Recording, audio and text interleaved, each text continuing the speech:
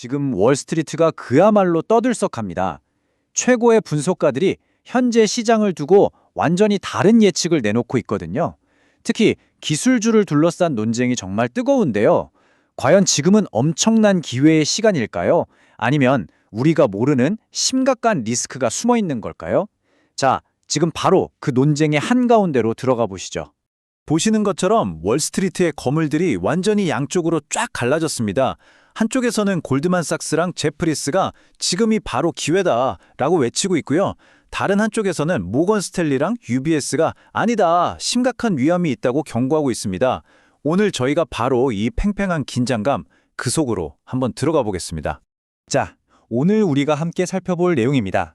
먼저 월스트리트의 대논쟁부터 시작해서 소프트웨어 섹터의 치열한 공방전, 그리고 AI 시장의 승자를 가리는 법을 알아볼 거고요. 이어서 시장의 분위기를 바꾼 기업들의 등급 조정 소식과 거시 경제 지표 분석, 그리고 마지막으로 이 모든 걸 종합해서 핵심만 딱 짚어드리겠습니다. 자, 첫 번째 섹션이죠. 월스트리트의 대논쟁. 도대체 왜 이렇게 의견이 다른 건지 금융계에서 쏟아지는 이 상반된 신호들을 하나씩 까보겠습니다. 이번 논쟁에서 가장 뜨거운 감자라고 할 수 있죠. 바로 소프트웨어 섹터입니다. 최근에 기술주들 엄청나게 팔아치웠잖아요. 이게 과연 위험 신호일까요? 아니면 진짜 다시 없을 역사적인 박앤세일일까요? 자, 이 슬라이드가 정말 흥미로운데요. 골드만삭스 CEO 데이비드 솔로몬이 뭐라고 했냐면요. 최근 소프트웨어 주식 매도세는 너무 광범위하고 과도하다고 딱 잘라 말했습니다. 이게 무슨 말이냐면 시장의 공포가 기업의 진짜 가치, 그러니까 펀더멘털을 이미 넘어섰다는 거죠.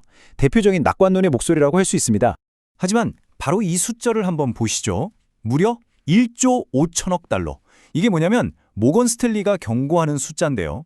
소프트웨어 쪽 매도세가 잘못하면 이 거대한 미국 신용시장 전체를 위험에 빠뜨릴 수 있다는 겁니다.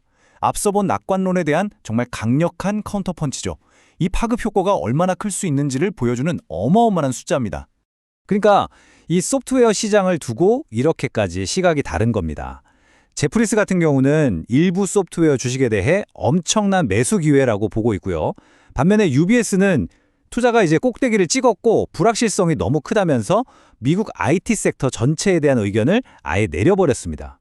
같은 데이터를 보고도 해석이 이렇게 180도 다른 거죠. 이 논쟁 여기서 끝나지 않고 자연스럽게 AI 분야로 넘어갑니다.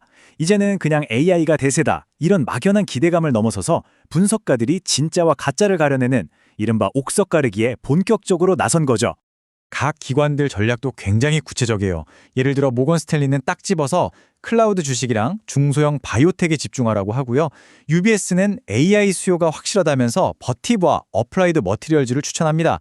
엔비디아야 말할 것도 없죠. 오픈AI 같은 회사들이 돈을 쏟아보니까 당연히 핵심 수혜주로 꼽히고요. 베런스도 마이크로소프트나 크라우드 스트라이크 같은 AI에도 끝없는 주식 19개를 딱 찍어줬습니다.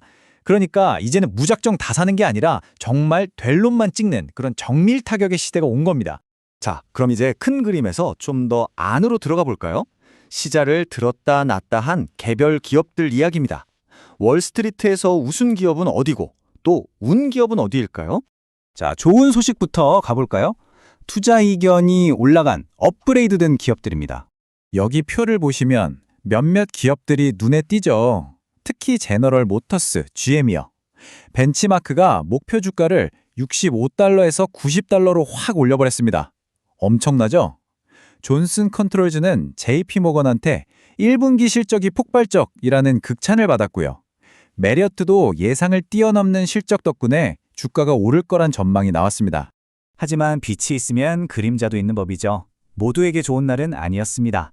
이제는 투자 의견이 내려간 기업들 한번 살펴보겠습니다. 특히 이 먼데이닷컴이 아주 된서리를 맞았습니다.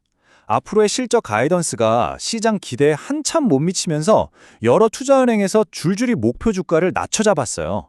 모건 스탠리, 키뱅크, 구겐하임 할 것 없이 다들 성장세라 마진의 우려를 표했죠. 이 그래프를 보시면 상황이 얼마나 심각한지 한눈에 들어옵니다. 모건 스탠리가 내놓은 먼데이닷컴의 목표 주가가요, 원래 200달러였는데 115달러로 그냥 곤두박질 쳤습니다. 거의 반토막이 난 거죠. 시장의 기대가 얼마나 싸늘하게 식었는지 더 설명할 필요가 없겠죠. 자, 이제 개별 기업과 섹터에서 눈을 좀 더 넓혀보겠습니다. 이런 모든 결정의 배경이 되는 거시경제, 이른바 경제의 찻잎들은 과연 우리에게 어떤 미래를 보여주고 있을까요?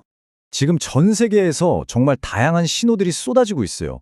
일본은 생각보다 빨리 금리를 올릴 것 같다는 얘기가 나오고, 대만은 AI 덕분에 경제가 더 성장할 거라고 전망치를 올렸습니다. 근데 반대로 미국에서는 12월 소매 판매가 영시원차 나서 소비자들이 지갑을 닫나? 하는 우려를 낳았고요. 채권 시장에서도 뭔가 좀 불안한 신호가 보인다는 분석이 계속 나옵니다. 그리고 이 문장이 정말 핵심을 꿰뚫었습니다.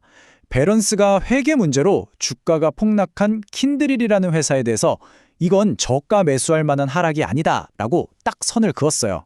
이게 뭘 의미하냐면 주가가 떨어진다고 해서 다 기회는 아니라는 겁니다. 때로는 정말 심각한 위험 신호일 수 있다는 걸 아주 명확하게 보여주는 거죠. 자, 이제 마지막 순서입니다. 이렇게 복잡하고 서로 다른 이야기들이 막 쏟아지는데, 그래서 이게 우리한테 뭘 의미하는 걸까요? 핵심만 딱딱 짚어서 정리해드리겠습니다. 그래서 이 모든 걸 종합해보면 대체 무슨 뜻일까요? 우리가 꼭 기억해야 할 3가지 포인트가 있습니다. 첫째, 시장의 의견이 완전히 갈렸다는 겁니다. 기업 자체는 괜찮다는 낙관론이랑 경제 전체가 위험하다는 공포가 지금 정면으로 부딪히고 있어요. 둘째, 그래서 이제는 종목 선정이 전부가 됐습니다. 그냥 IT 섹터가 유망하다 이런 식의 투자는 끝났고 한 회사 한 회사의 실적을 꼼꼼히 따져봐야 한다는 거죠. 마지막으로 전 세계적인 큰 그림을 봐야 합니다. 다른 나라 금리는 어떻게 되는지, 소비자들은 돈을 쓰는지 안 쓰는지 이런 것들을 계속해서 지켜봐야 한다는 겁니다. 이렇게 의견이 첨예하게 엇갈리는 시장에서 여러분은 낙관론자의 목소리를 따라가시겠습니까? 아니면 비관론자의 경고에 더 무게를 두시겠습니까? 한번 곰곰이 생각해 볼 만한 질문을 던지면서 오늘 이야기는 여기서 마치겠습니다.